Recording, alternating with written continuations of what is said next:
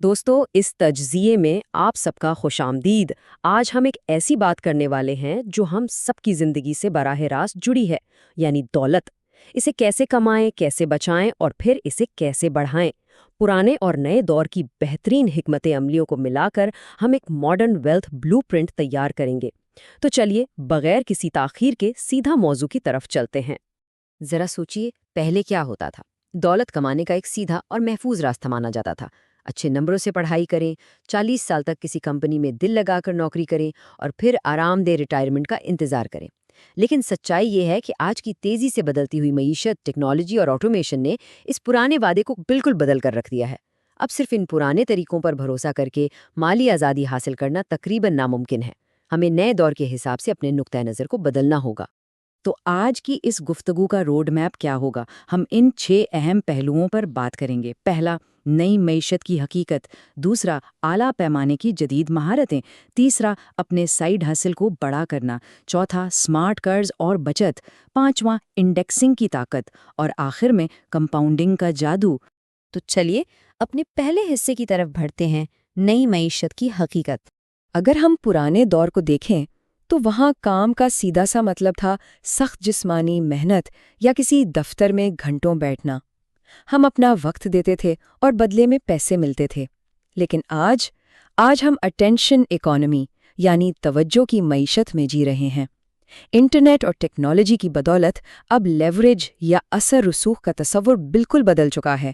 اب ایک عام انسان دنیا کے کسی بھی کونے میں بیٹھ کر اپنی ڈیجیٹل سکلز کے ذریعے لاکھوں لوگوں تک پہنچ سکتا ہے۔ یہ رفتار اور یہ جو عالمی رسائی ہے نا، اس نے دولت کمانے کے سارے پرانے اصول ہمیشہ کے لیے بدل دیے ہیں۔ اب آتے ہیں دوسرے حصے پر، جو ہے اعلیٰ پیمانے کی جدید مہارتیں، یعنی ہائی لیوریج ماڈرن سکلز۔ یہاں ایک بہت دلچسپ بات ہے۔ آج کل کچھ خاص ڈیجیٹل مہارتیں ہی ہماری نئی کرنسی بن چکی ہیں، اور کئی بار یہ روایتی ڈگریوں کو بھی پیچھے چھوڑ دیتی ہیں، جیسے کہ آرٹیفیشل انٹیلیجنس کی مدد سے مواد بنانا اور آٹومیشن کا استعمال، جس سے کام کی رفتار کئی گنا بڑھ جاتی ہے۔ اس کے علاوہ ویڈیو ایڈیٹنگ اور ڈیجیٹل مارکیٹنگ بھی شامل ہیں۔ لیکن ان سب میں سب سے زیادہ طاقتور کیا ہے؟ سٹوری ٹیلنگ، یعنی کہانی سنانے کا فن اور کاپی رائٹنگ۔ ایک اچھی کہانی سامعین کے ساتھ ایک ایسا جذباتی رشتہ جوڑتی ہے جو انہیں ہمیشہ یاد رہتا ہے، اور اسی بنیاد پر آپ ایک زبردست اور وفادار ڈیجیٹل آڈینس کھڑی کر سکتے ہیں۔ چلیے اب تیسرے حصے کی طرف چلتے ہیں اور دیکھتے ہیں کہ ان سکلز کی مدد سے شروع کیے گئے سائیڈ ہسل کو آگے کیسے بڑھایا جائے۔ فرض کریں آپ نے ان سکلز کی بنیاد پر کوئی چھوٹا سا کام یا سائیڈ ہسل شروع کر لیا۔ اب اسے ایک مکمل کاروبار میں کیسے بدلا جائے؟ نوو کی فراہم کردہ معلومات کے مطابق اس کے 4 اہم قدم ہیں۔ سب سے پہلے اپنا مقصد یا اپنا کیوں تلاش کریں تاکہ اس لمبے سفر میں آپ تھک کر ہار نہ مانیں۔ پھر ایک واضح بزنس پلان بنائیں اور اپنے اہداف مقرر کریں۔ تیسرا، ایک صحیح قانونی ڈھانچہ چنیں، جیسے کہ LLC، تاکہ آپ کے ذاتی اثاثے محفوظ رہیں۔ اور چوتھا، سب سے ضروری قدم، اپنے ذاتی اور کاروباری اخراجات کو بالکل الگ رکھیں تاکہ ٹیکس اور قانونی معاملات میں کوئی الجھن نہ ہو۔ یہی وہ طریقہ ہے جس سے ایک چھوٹا پروجیکٹ ایک مستحکم کاروبار بنتا ہے۔ اب بات کرتے ہیں چوتھے حصے کی، جو ہے بہتر قرض اور بچت، یعنی پیسے کو محفوظ رکھنا۔ پیسہ کمانا ایک بات ہے، لیکن اسے بچا کر رکھنا بالکل الگ گیم ہے۔ ہمیشہ یاد رکھیں، سارے قرضے برے نہیں ہوتے۔ ایک ہوتا ہے اچھا قرض، جیسے کہ گھر خریدنے کے لیے کم لاگت والی فائنانسنگ یا 30 سالہ مورگیج۔ یہ ان اثاثوں کے لیے لیا جاتا ہے جن کی قیمت مستقبل میں بڑھنے کا امکان ہوتا ہے۔ لیکن دوسری طرف ہے برا قرض۔ یہ کیا ہے؟ یہ وہ 20% سے زیادہ سود والے کریڈٹ کارڈز ہیں جن سے روزمرہ کی اشیاء خریدی جاتی ہیں۔ یہ برا قرض بالکل ایک سوراخ والے برتن کی طرح ہے، جس میں آپ جتنی مرضی دولت ڈالتے رہیں وہ تیزی سے بہہ جائے گی۔ یہ اقتباس واقعی یاد رکھنے کے لائق ہے۔ کوئی بھی تنخواہ اتنی بڑی نہیں ہوتی کہ اسے خرچ نہ کیا جا سکے۔ بچت دولت کی بنیاد ہے۔ سوچئے اس بارے میں، آج کے دور میں ہم چاہے جتنا مرضی کما لیں، اگر ہماری عادت اپنی کمائی سے زیادہ خرچ کرنے کی ہے اور ہم میں روزمرہ کی کفایت شاری نہیں، تو مالی آزادی صرف ایک خواب ہی رہے گی۔ پیسے کو محفوظ رکھنا اسے کمانے سے کہیں زیادہ مشکل اور اہم کام ہے۔ بچت کی بات ہو گئی، اب چلتے ہیں اپنے 5ویں حصے پر، انڈیکسنگ کی طاقت، یعنی اپنے بچائے ہوئے پیسے کو کیسے بڑھایا جائے۔ اب سوال یہ ہے کہ بچائے ہوئے پیسے کا کیا کیا جائے؟ یہاں انٹری ہوتی ہے انڈیکس فنڈز کی۔ یہ سرمایہ کاروں کے پاس موجود سب سے بہترین اور مؤثر ٹولز میں سے ایک ہے۔ اصل میں یہ ایک ایسا میوچل فنڈ یا ETF ہوتا ہے جو پوری مارکیٹ کی نقل کرتا ہے۔ مثال کے طور پر S&P 500 جو ٹاپ 500 کمپنیوں کا انڈیکس ہے۔ یہ ایفیشینٹ مارکیٹ ہائپوتھیسس کے اصول پر کام کرتا ہے۔ اس کا آسان مطلب یہ ہے کہ مارکیٹ میں کسی بھی شیئر کی قیمت میں پہلے سے ہی تمام معلومات شامل ہوتی ہیں، تو انفرادی طور پر پوری مارکیٹ کو لگاتار ہرانا تقریباً ناممکن ہوتا ہے۔ اگر ہم ایکٹیو اور پیسو حکمت عملیوں کا آپس میں موازنہ کریں تو اعداد و شمار سب کچھ صاف بتا دیتے ہیں۔ ایکٹیو مینجمنٹ میں کیا ہوتا ہے؟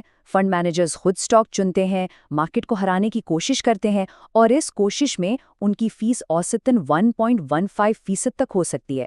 اور ہاں، ان کے اپنے اصلی ہدف سے بھٹکنے یعنی سٹائل ڈرفٹ کا خطرہ بھی رہتا ہے۔ جبکہ دوسری طرف پیسو انڈیکس فنڈز کی فیس 0.10% تک کم ہو سکتی ہے۔ کیوں؟ کیونکہ انہیں صرف مارکیٹ کی نقل کرنی ہے۔ اسی کم لاگت اور سادگی کی وجہ سے اگر ہم کئی سالوں کا ریکارڈ دیکھیں تو فیس کی کٹوتی کے بعد ان انڈیکس فنڈز کو ہرانا بڑے بڑے فنڈ مینیجرز کے لیے بھی بہت مشکل رہا ہے۔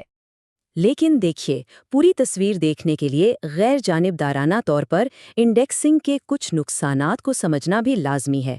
ان میں ایک ہے ٹریکنگ ایرر، یعنی فنڈ اور اصلی انڈیکس کے منافع کے درمیان پیدا ہونے والا معمولی فرق۔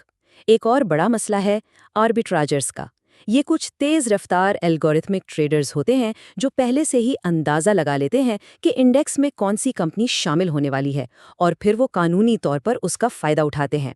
اور جب کوئی کمپنی انڈیکس میں شامل یا باہر ہوتی ہے تو صرف اس خبر کی وجہ سے قیمتوں میں جو ہلچل ہوتی ہے اسے مارکیٹ امپیکٹ کہتے ہیں۔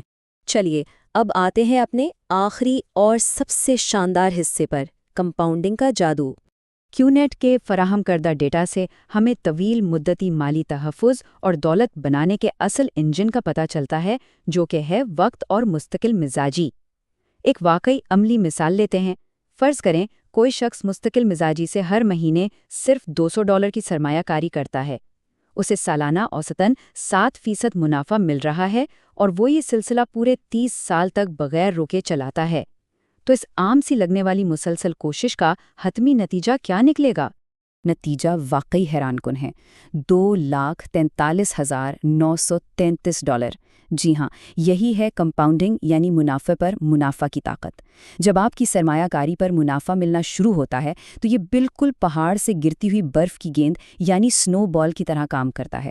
شروع میں چھوٹا، لیکن وقت کے ساتھ ساتھ یہ اتنا بڑا اور تیز ہو جاتا ہے کہ اس کی رفتار کو روکنا ناممکن ہو جاتا ہے۔ یہی وہ طلسماتی ریاضی ہے جو ایک عام آمدنی کو بہت بڑی دولت میں بدل دیتا ہے۔ اس پوائنٹ کو مزید واضح کرنے کے لیے ذرا ان نمبرز کو دیکھیے۔ 30 سال میں $200 ماہانہ کے حساب سے جیب سے اصل میں کتنے پیسے لگائے گئے؟ صرف $72,000۔ لیکن باقی کے $1,71,933 کہاں سے آئے؟ وہ صرف اور صرف کمپاؤنڈ انٹرسٹ کا کمال ہے۔ اس کا سیدھا سا مطلب یہ ہے کہ لگائے گئے پیسوں نے خود سے محنت کی اور جیب سے لگائی گئی اصل رقم کے مقابلے میں تقریباً 2.5 گنا زیادہ منافع کمایا۔ حیرت انگیز ہے نا؟ تو اس ساری گفتگو کا نچوڑ کیا ہے؟ بات بالکل صاف ہے۔ دولت بنانے کی معلومات، مہارتیں اور ٹولز آج کے وقت میں جتنی آسانی سے دستیاب ہیں، تاریخ میں اس کی مثال پہلے کبھی نہیں ملتی۔ اب آخر میں سب سے اہم سوال ہم سب کے لیے یہی بچتا ہے، کیا ہم اس ڈیجیٹل دور اور سکرینوں کو صرف اپنا دھیان بھٹکانے اور خاموشی سے مواد دیکھنے کی اجازت دیں گے، یا پھر ہم ان ثابت شدہ اصولوں کو استعمال کر کے مالی آزادی کا اپنا مستقبل خود ڈیزائن کریں گے؟ فیصلہ ہم سب کے اپنے ہاتھوں میں ہے۔ اس تجزیے میں ساتھ دینے کا بے حد شکریہ۔